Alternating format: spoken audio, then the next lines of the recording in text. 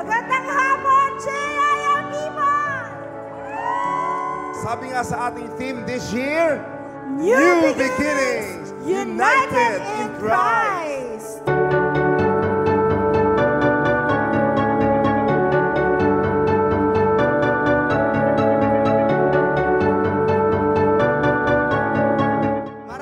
Maraming salamat po. Hindi tayo binigo ng ating Diyos.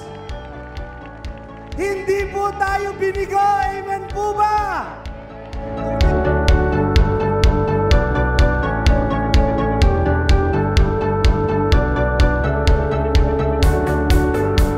Alam po natin na siya ang patuloy na gumagabay at sumasama sa bawat isa sa atin, and no plan of God can be thwarted. Amen?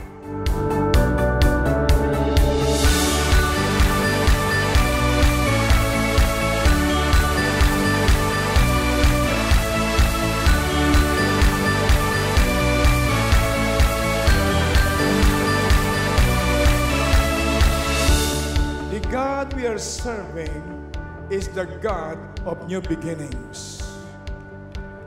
The God we are serving is the God of second chance. The Philippines is not hopeless.